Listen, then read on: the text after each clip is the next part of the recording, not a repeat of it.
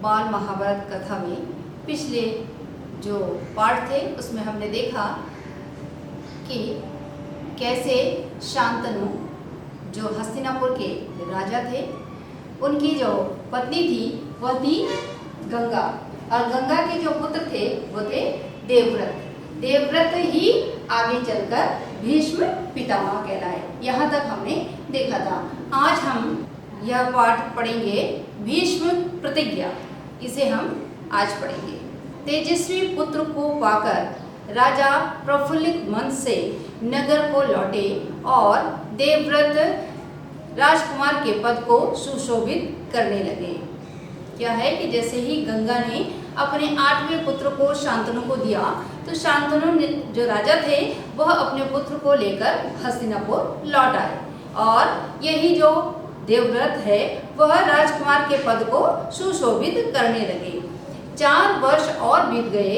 एक दिन राजा शांतनु यमुना तट की ओर घूमने गए तो वहां अप्सरा सी सुंदर एक तरुणी खड़ी दिखाई दी।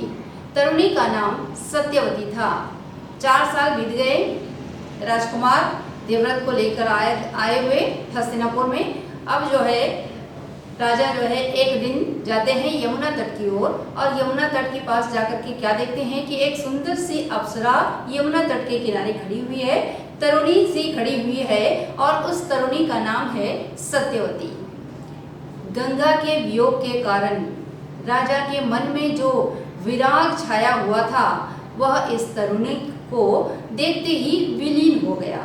उस सुंदरी को अपनी पत्नी बनाने की इच्छा उनके मन में बलवती हो उठी और उन्होंने सत्यवती से प्रेम याचना की। सत्यवती बोली, मेरे पिता मल्लाहों के सरदार, पहले उनकी अनुमति ले लीजिए, फिर मैं आपकी पत्नी बनने को तैयार हूँ। तो क्या है, जैसे ही उस अप्सरा सी युवती को राजा शांतनु देखते हैं तो राजा शांतनु का जो मन है वो प्रफुल्लित हो जाता है, वो खुश हो जाते हैं उन्हें देख करके, और उनके ऊपर उनका मन आ जाता है और वो उससे प्रेम याचना करते हैं। किससे? सत्यवती से। और सत्यवती से कहते हैं कि मैं जो है आपसे प्रेम करना चाहता हूँ, आपसे शादी करना चाहता हूँ। तो जो सत्यवती है बोली, मेरे पिता मल्लाहों के सरदार हैं, पहले उनकी अनुमति ले लीजिए, फिर मैं आपकी पत्नी बनने के लिए तैयार हूँ। तो उन्होंने कहा कि मेरे पिताजी से आप अनुमति ले लीजिए। राजा शांतनु ने जब अपनी इच्छा उन पर प्रकट की तो केवटराज ने कहा, आपको मुझे एक वचन देना पड़ेगा। राजा ने कहा, जो मांगोगे दूंगा, यदि वह मेरे लिए अनुचित हो। तो राजा ने क्या कहा कि मेरा जो है एक वचन आपको मानना होगा। किसने कहा? केवट ने राजा से कहा। तो राजा ने क्या कहा? जो मांगोगे वह मैं दूंगा, यदि वह मेरे लिए अनुचित ना हो। तो मेरे लिए अगर उचित होगा तो मैं उस वचन को जरूर दूंगा। केवटराज बोले, आपके बाद हस्तिनापुर के सिंहासन पर मेरी बेटी का पुत्र बैठेगा, इस बात का आप मुझे वचन दे सकते हैं। केवटराज की शर्त राजा शांतनु को नागवार लगी। गंगा सुत को छोड़कर अन्य किसी को राजगद्दी पर बिठाने की कल्पना तक उसने ना हो सकी। निराश और उद्गिन मन से वह नगर की ओर लौट आए। किसी ने से कुछ कह भी ना सके, पर चिंता उनके मन को कीड़े की तरह कुतर खाने लगी। तो क्या है, जैसे ही केवटराज शांतनु के सामने शर्त रखते हैं कि क्या वो शर्त होती है, जो है गंगा के पुत्र जो है उसे छोड़कर अन्य किसी को राजगद्दी पर बैठाने की कल्पना तक उसने न की। उससे जो है कहा जाता है कि मेरी बेटी का जो पुत्र है, सत्यवती का जो पुत्र है, वही राजगद्दी पर बैठेगा।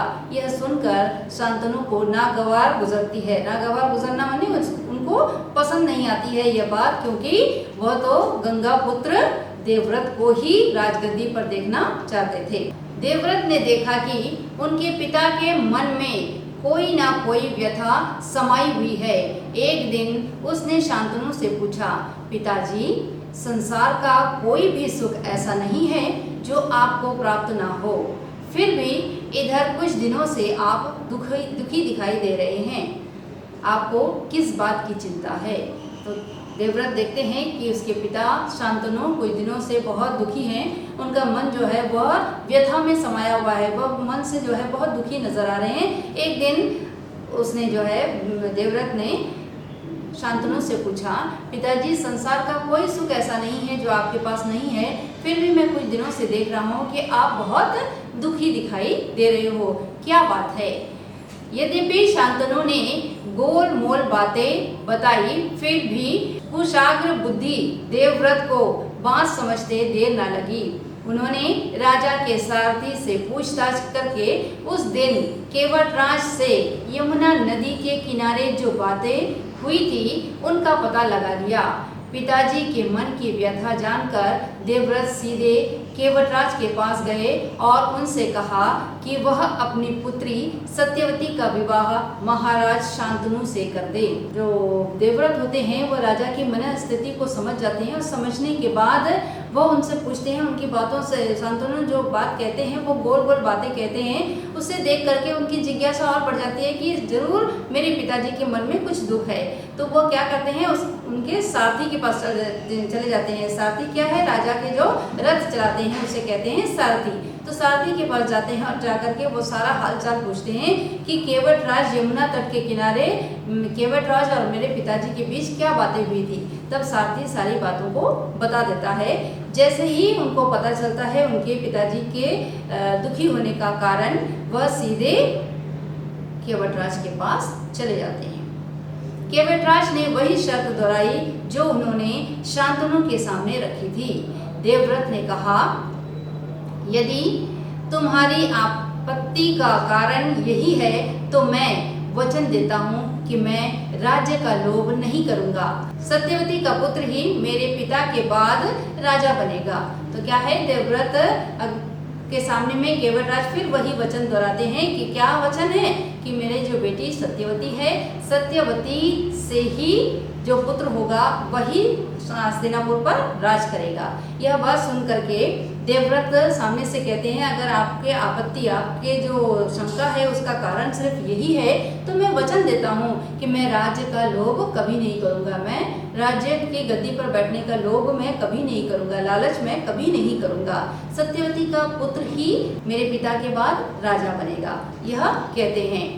केवटराज इससे संतुष्ट ना हुए, उन्होंने और दूर की सोची। बोले, आर्यपुत्र, इस बात का मुझे पूरा भरोसा है कि आप अपने वचन पर अटल रहेंगे, किंतु आपकी संतान से मैं वैसी आशा कैसे रख सकता हूँ? आप जैसे वीर का पुत्र भी तो वीर ही होगा। बहुत संभव है कि वह मेरे नाती से राज्य छीनने का प्रयत्न करे। इसके लिए आपके पास क्या उत्तर है?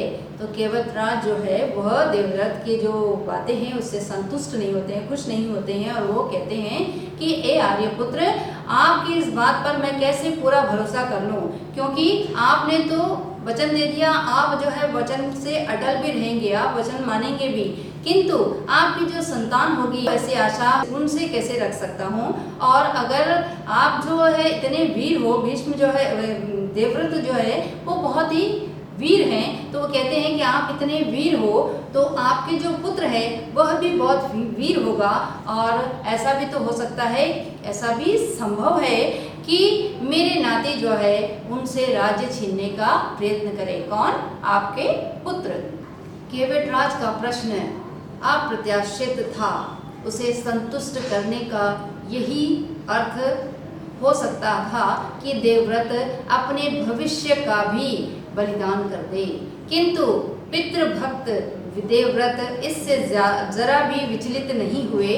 गंभीर स्वर में उन्होंने कहा, मैं जीवन भर विवाह नहीं करूँगा, अजन्म ब्रह्मचारी रहूँगा, मेरे संतान ही ना होगी तब तो आप संतुष्ट हो।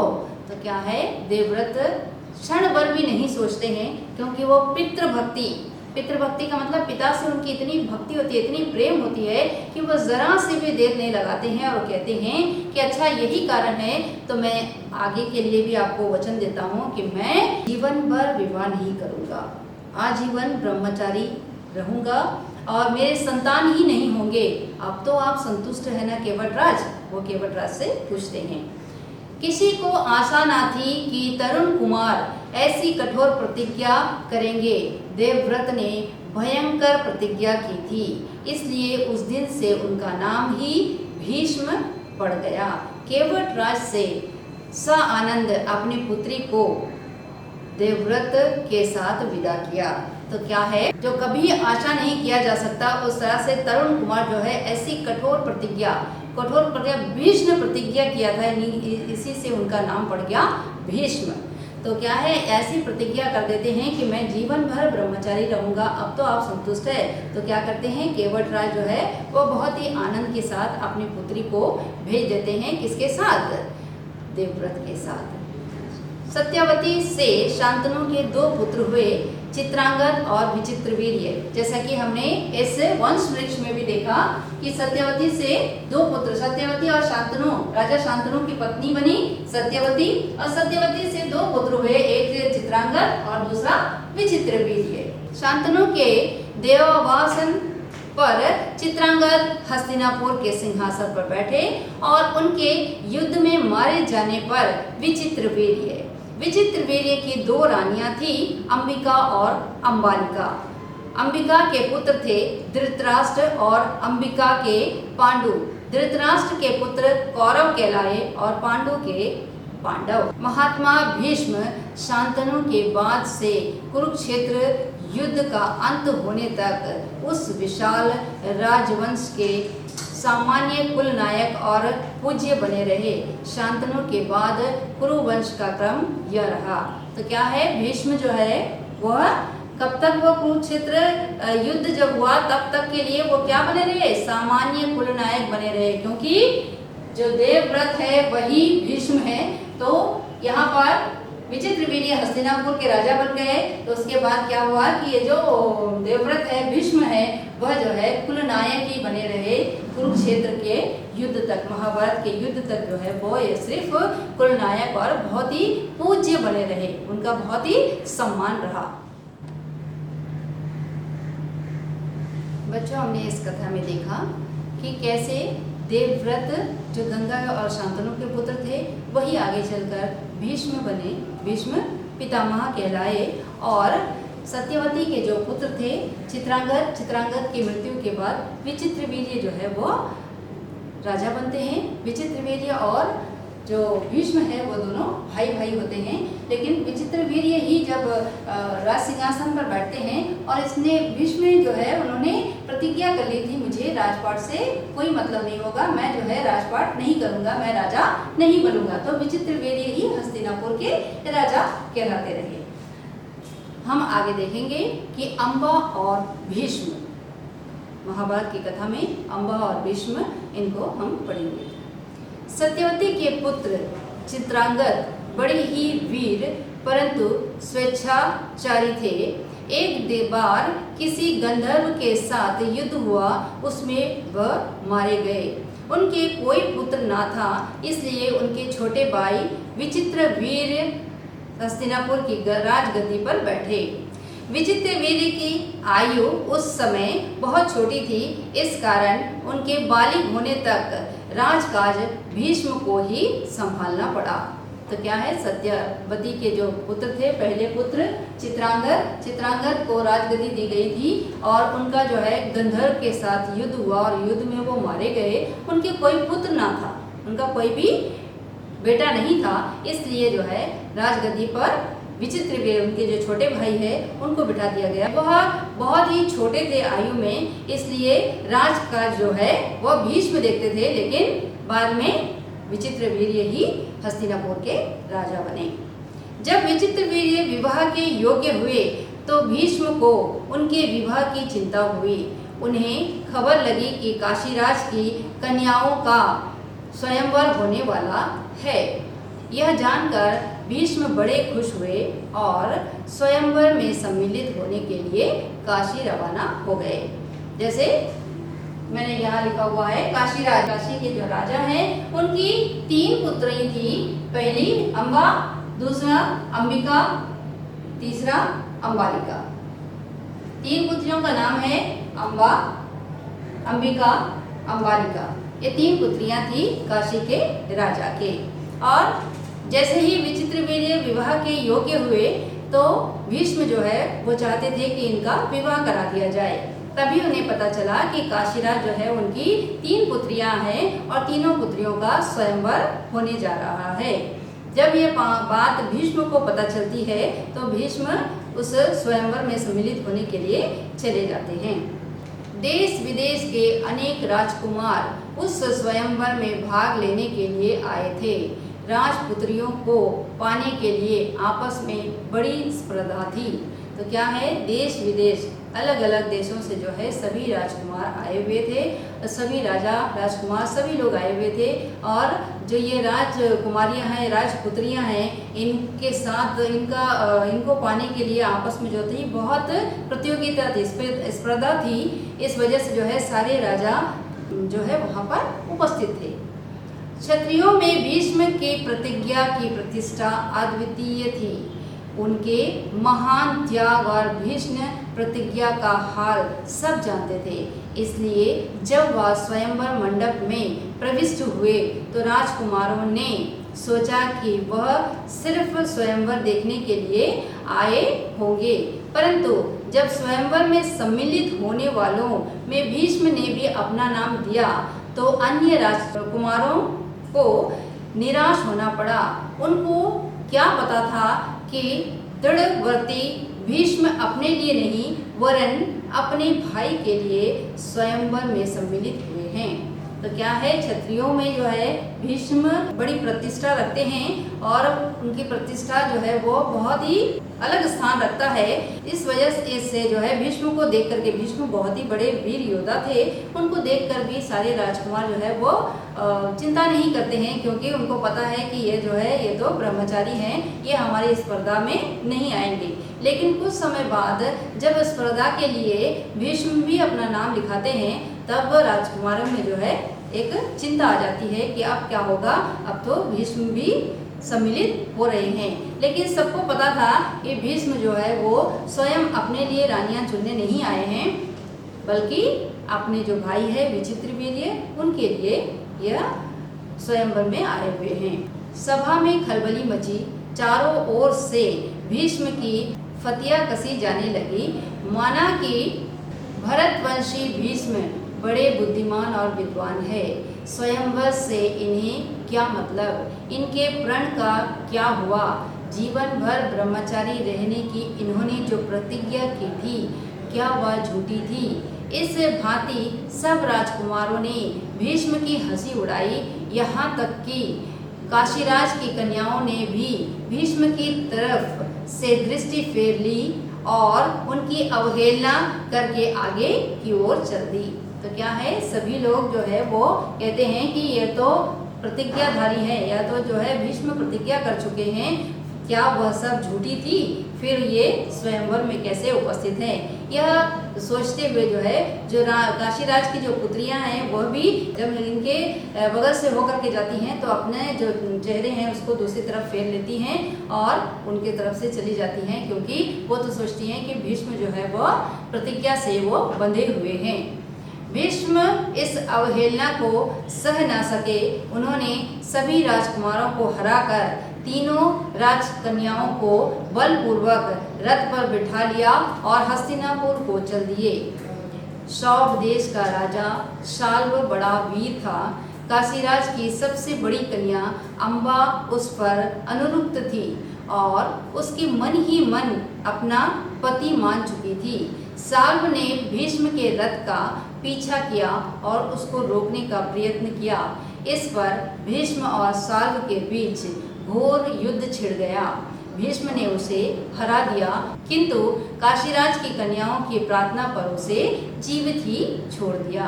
तो क्या है, भीष्म इस जो अवहेलना मतलब उनको जो सम्मान मिलना चाहिए वो नहीं मिल रहा है, तो वो जो है सहन नहीं कर पाते हैं और वो सारे राजकुमारों के साथ युद्ध करते हैं और युद्ध में वो जीत करके ये तीनों कन्याओं को रथ में बैठाते हैं। अम्बा, अंबिका, अंबालिका, काशीराज के तीनों पुत्रियों को वो रथ पर बैठाते हैं और हस्तिनापुर की ओर चल देते हैं।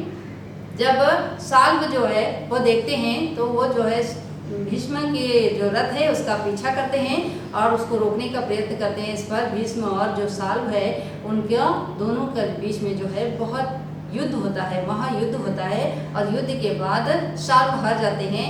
जब साल्व हार जाते हैं या देखते हैं तो काशीराज के जो तीनों पुत्रियां हैं वो भीष्म से क्षमा याचना करती हैं कि इनको जीवित छोड़ दीजिए। जब साल्व की जो कन्याएं हैं, काशीराज की जो कन्याएं हैं, वह विनती करती हैं तो भीष्म जो है वो साल्व को छोड़ देते हैं, जीवित ही छोड़ देते हैं।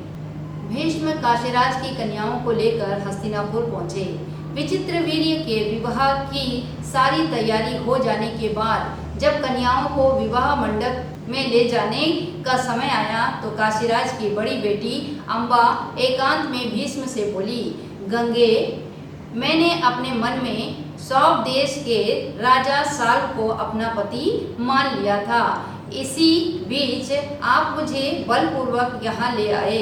मेरे मन की बात जानने के बाद आप मेरे बारे में अब जो उचित समझे करें। तो क्या है, जब विचित्रवीर्य की शादी की सारी तैयारियां हो जाती हैं, इन कन्याओं को लेकर आए हैं भीष्म और उनसे विचित्रवीर्य की विवाह संपन्न होगा।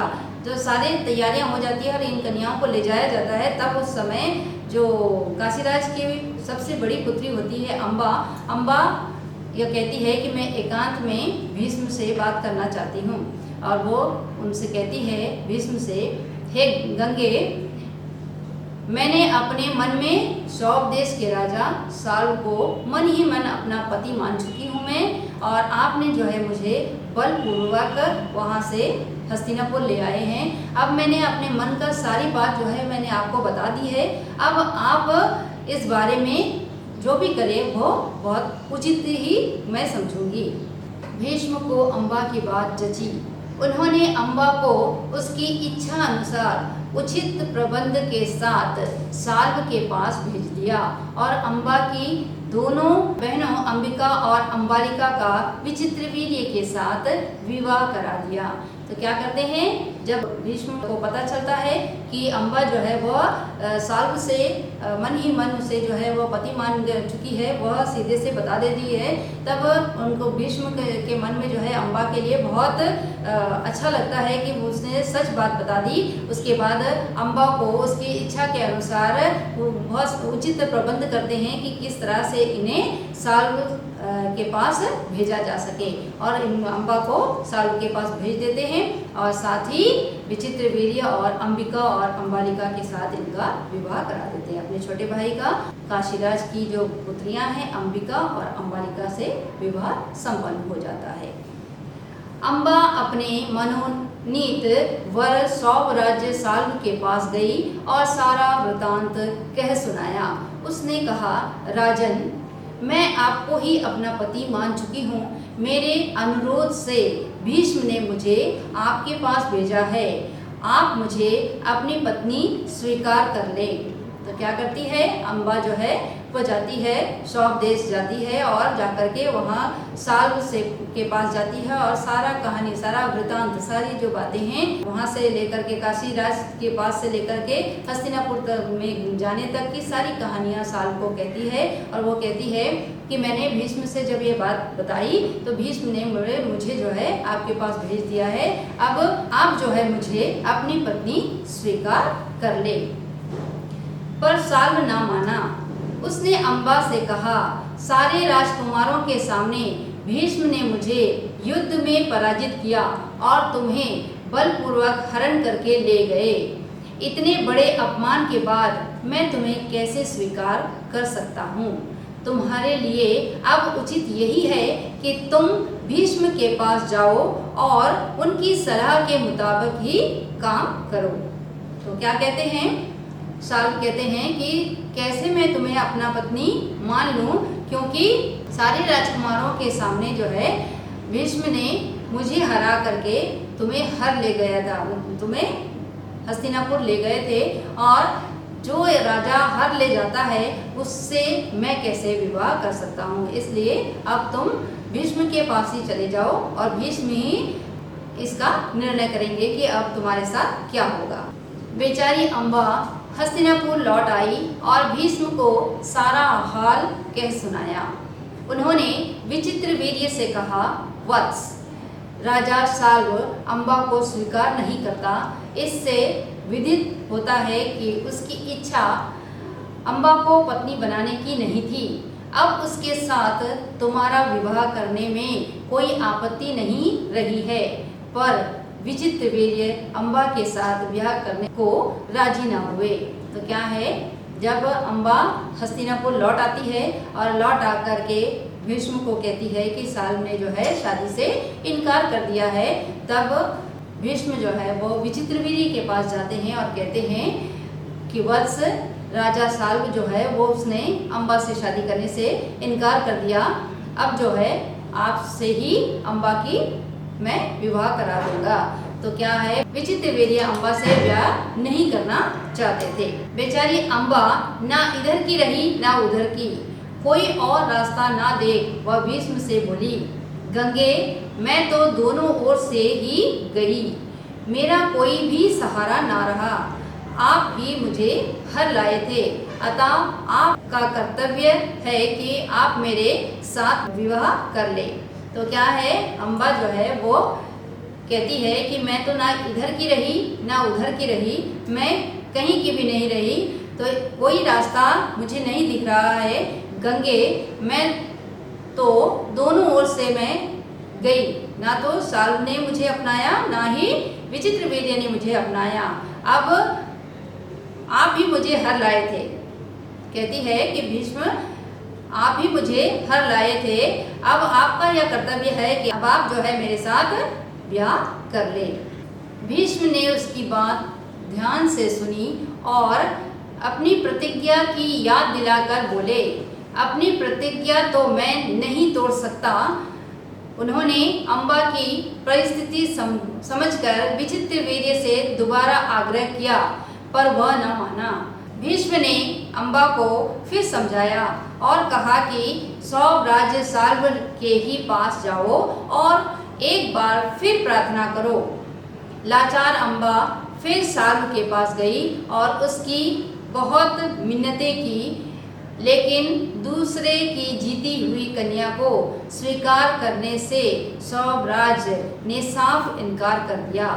अम्बा इस प्रकार 6 साल तक हस्तिनापुर और सौभ देश के बीच ठोकरें खाती फिरी। उसने अपने इस सारे दुख का कारण भीष्म को ही समझा। उन पर उसे बहुत क्रोध आया और प्रतिहिंसा की आग उसके मन में जलने लगी।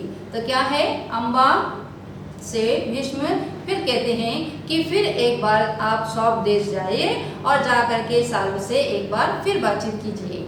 तो अम्बा फिर चली जाती है और जा करके जब साल्व से कहती है तो साल्व कहते हैं कि किसी की जीती हुई जो वस्तु है उसको मैं अपना नहीं सकता। जब उससे हर करके आपको ले जाया गया था विष्णु ने, और मैं जो है ऐसे जो स्त्री है उससे मैं शादी नहीं कर सकता या मैं ब्याह नहीं कर सकता।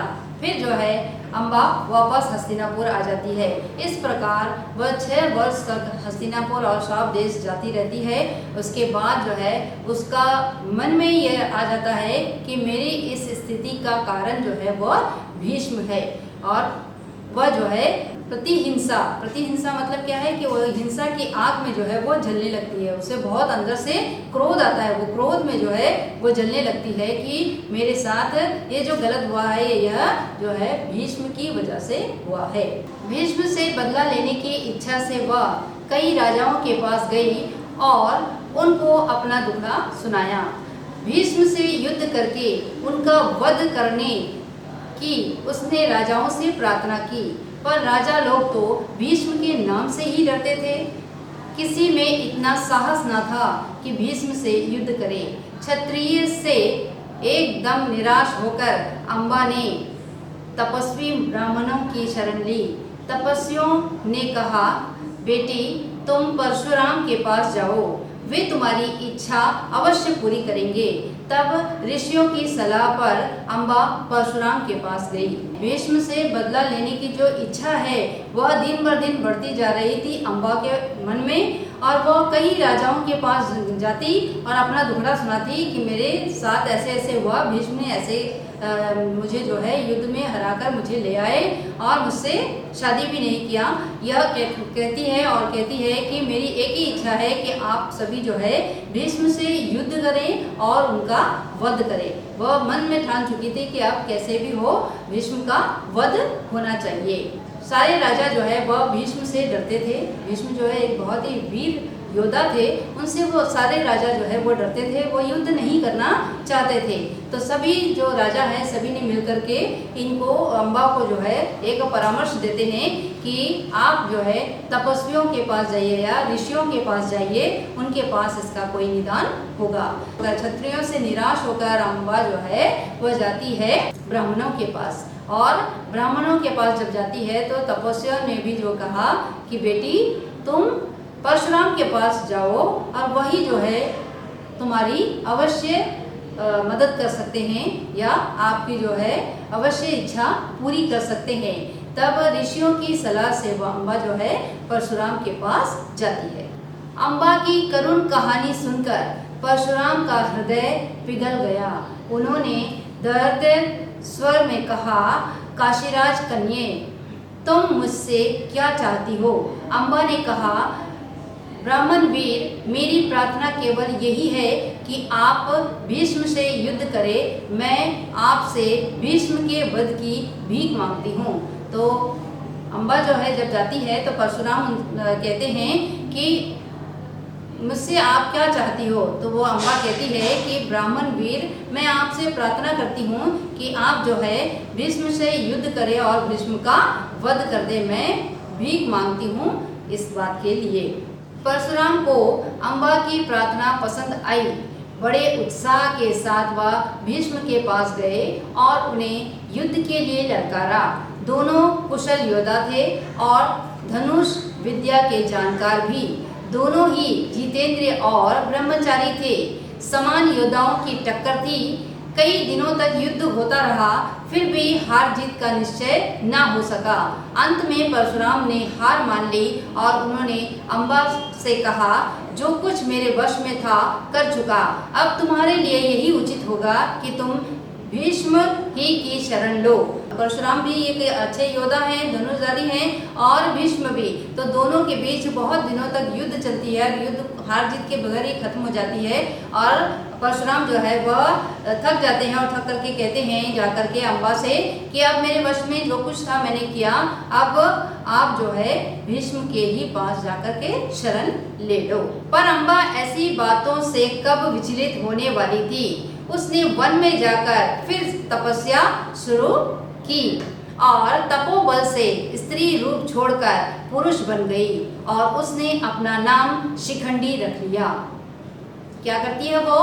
जब परशुराम से भी बात नहीं बनी तब वो हार नहीं मानने वाली थी। वो भीष्म के पास वापस नहीं आना चाहती थी और उसने क्या किया, इतने क्रोध में थी कि क्रोध में जाकर के वो वन में चली जाती है और वन में जाकर के वो तपस्या करती है। कई कई सालों तक तपस्या करती है। उसके बाद वो क्या कर स्त्री रूप को छोड़ देती है और वो पुरुष रूप धारण कर लेती है और अपना नाम भी बदल देती है शिखंडी। जब कौरवों और पांडवों के बीच कुरुक्षेत्र के मैदान में युद्ध हुआ तो भीष्म के विरुद्ध लड़ते समय शिखंडी रथ के आगे बैठा था और अर्जुन ठीक उसके पीछे। ज्ञानी भीष्म को यह बात मालूम थी कि अम्बा ही शिखंडी का रूप धारण किए हुए है, इसलिए उन्होंने उस पर बाण चलाना अपनी विरोचित प्रतिष्ठा के विरुद्ध समझा। शिखंडी को आगे करके अर्जुन ने भीष्म पितामह पर हमला किया और अंत में उन पर विजय प्राप्त की।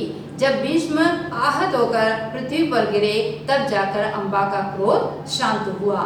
तो क्या है, जब ये शिखंडी का रूप धारण कर देती है और जब कौरव और पांडव दोनों सेनाओं के बीच कुरुक्षेत्र में युद्ध होता है तब भीष्म जो है वो अर्जुन के ऊपर वार ना करे। उस दिन जो है वह शिखंडी जो है वह उनका रथ पर आगे बढ़ती है और अर्जुन जो है वो पीछे बढ़ते हैं। जबकि शिखंडी ही अम्बा है यह भीष्म जानते थे। और भीष्म जो है इतने महान योद्धा है, वह किसी स्त्री पर बाण नहीं चला सकते। इस कारण जो है अम्बा के पीछे बैठे हुए अर्जुन ने भीष्म पर बाण चलाए, और जैसे ही बाण लगती है और भीष्म धरती पर गिरते हैं, उसे देख करके अम्बा का जो क्रोध है वह शांत हो जाता है। इस प्रकार बच्चों हमने महाभारत की ये जो अंश है, कथा के जो ये छोटे से अंश है, इसको हमने देखा। धन्यवाद बच्चों।